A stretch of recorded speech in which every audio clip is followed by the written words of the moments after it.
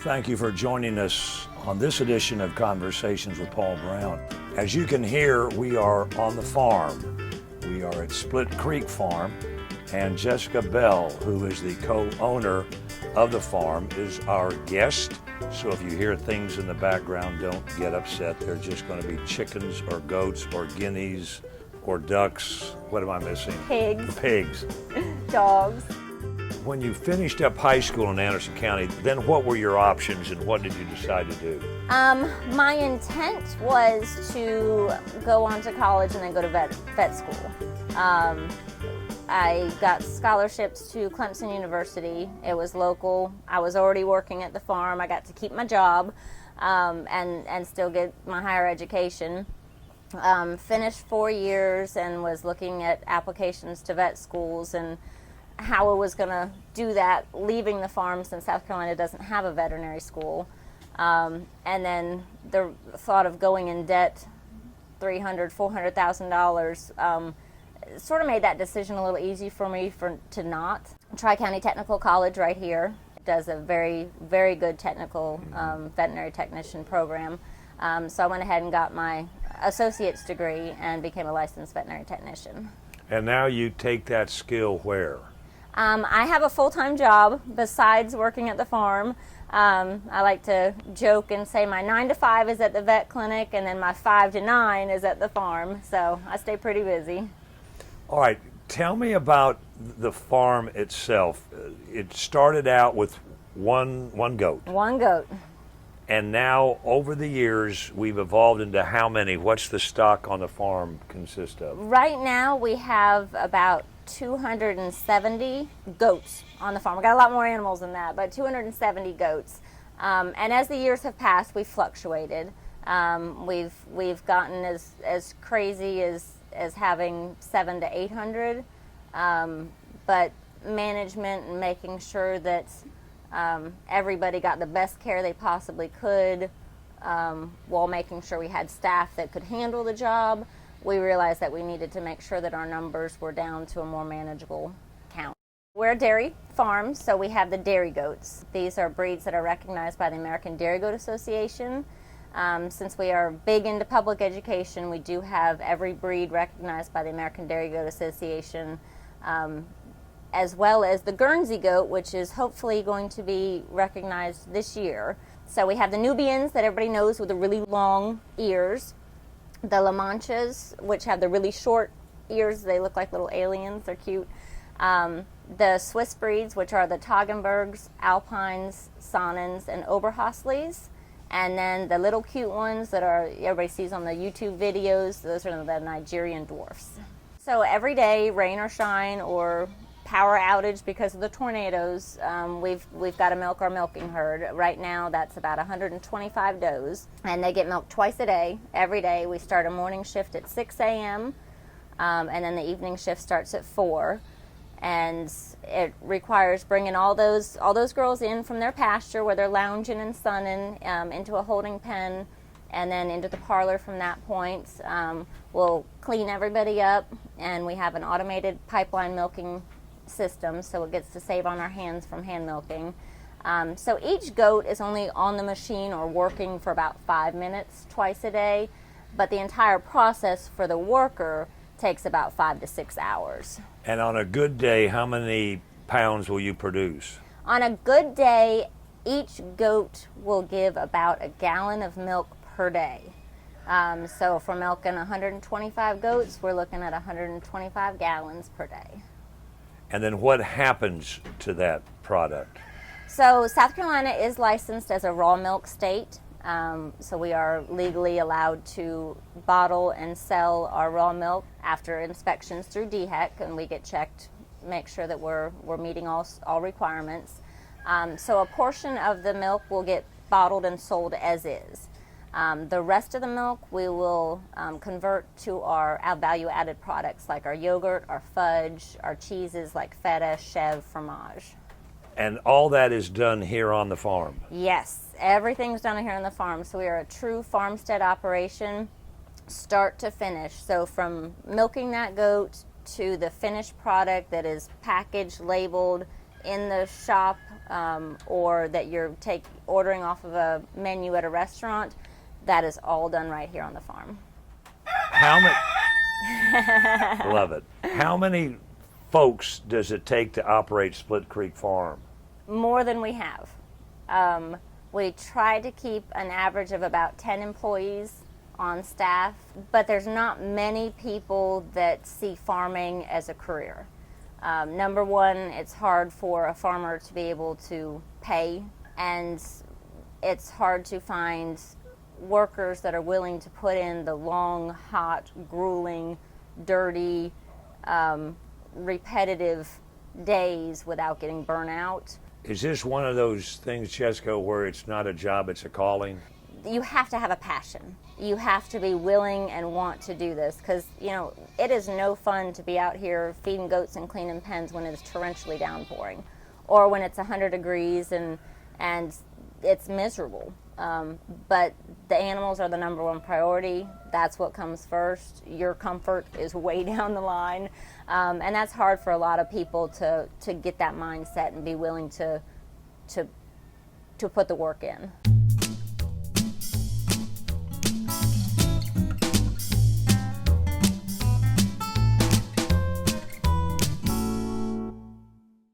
We all are coming out of this pandemic. All of us have been affected one way or another.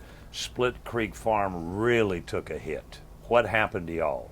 As soon as the word started spreading that this was for real and this was something that this country needed to take seriously, and the governor's orders to start shutting down businesses, most of our cheese goes towards restaurants.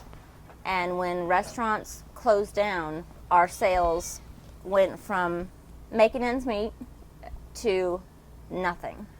And when you have payroll that has to be met every week, when you have 260 animals that need to eat every day, when you have the water that needs to stay running, when you have the power bill that's got to be paid, and you have a week where you have one check for $87 coming in, it was terrifying. We jumped right on it, opened up a GoFundMe page, which saved us for those first couple weeks. It was the community's outpouring of support, monetary donations that kept us going until we could grasp, okay, what's going to happen next and how can we plan for it. That's what really got us through that first hump. So we are an open farm. We are open to the public 7 days a week for people to come enjoy and walk around. But one day of the year, we let them come in with our babies. We let them sit down, socialize, visit, get jumped on, play, and really get to experience the fun that we get to see every day. We've been holding our annual Spring Means Baby Festival for at least the last 20 years. It's usually the last Saturday in April.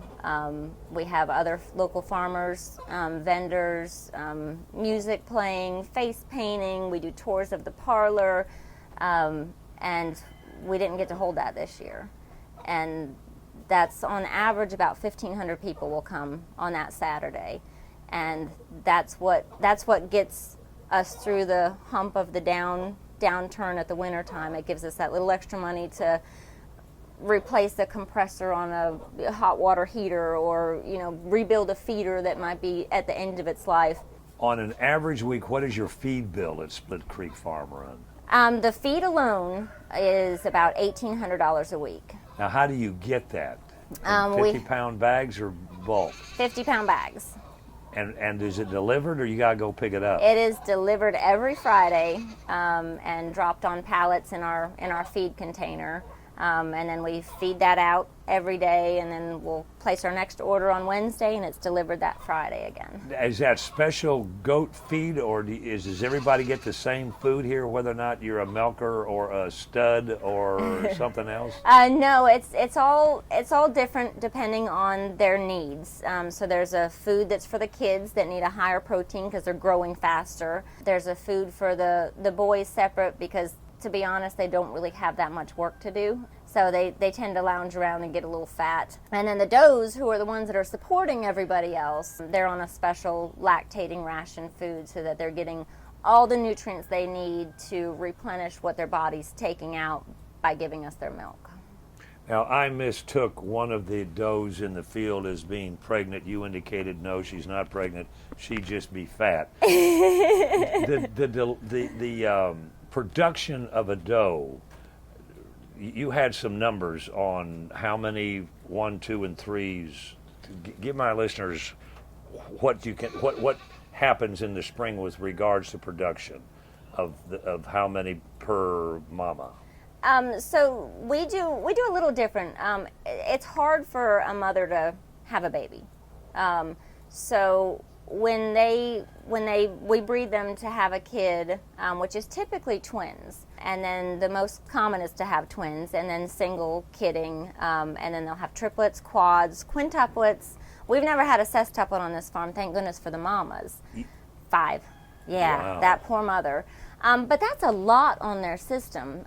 So then once they have those babies, they can milk for as long as their body says to milk. So we may have a doe that may only have three kiddings her entire life on the farm. So they're not getting bred every single year. Okay. Which helps too, because then we don't have as many babies, which obviously they get the first milk from mama. Until the babies are weaned, and then we can use the extra milk that mama's producing to make our product. What goes into your breeding decision on what you need on the farm? Because and you have some help with that. Yeah, there's computer, and then there's a lot of memory, and the fact that I've been here since 1993, I know the genetics. And I can see the progression of those lines. But the ultimate goal is for the next generation to be better than the one before. And better can mean a lot of things. It can mean better temperament. It can mean better milk production. It can mean better memory attachment. It can mean better, stronger feet and legs so that they're less prone to aging issues like arthritis, which we're getting there. So we want them to be a stronger, healthier, happier animal for as long as we can. You want them to be able to learn quickly? Is that the milking process? Well, there's that, and then there's smart, and then there's not so smart. And there's definitely some genetic lines on this farm that, bless their hearts, they're not that smart. And that may be as simple as how quickly they learn how to take a bottle, and how quickly they can become self-sufficient and start drinking on their own on the nurser bottles, or how quickly they can learn that if I'm on this side of the fence and I want to go to this side, I don't just stand at it and scream, I walk around. So intelligence is a genetic trait, and bless their hearts, we still have some not so smart ones, but As a mama of all these, what's it like to see a kid born? Have you got an indication that this girl, she's going to be smart, and then watch her develop, and at the end of the day, way down the road, saying, "Boy, wasn't she fun to be around?" Oh yeah, and they're a lot of people correlate goats with dogs. I think they're smarter, but they all have their own personality. They all have their own sense of self. You can have goats that are standoffish and don't really care so much, and then you can have these sweet love bugs that just want to be in your face. And you can see that at a couple days old. And like, all right, this one's going to be a sweetheart. This one's going to be in your pocket saying, hey, what can we do next? Let's get into some trouble. And to watch them grow up and maintain those traits that you saw even as a young one, and then in turn pass that on to their offspring. It's really fun to see. When you had fallen on hard times, restaurants were closed, your product wasn't being bought because there was no customer to enjoy it, folks in Pendleton stepped up. Tell me that story. They did. There was 2 women who spearheaded this genius idea. Nancy Helms and Jean Vigod, and they contacted me and said, hey, we've got an idea.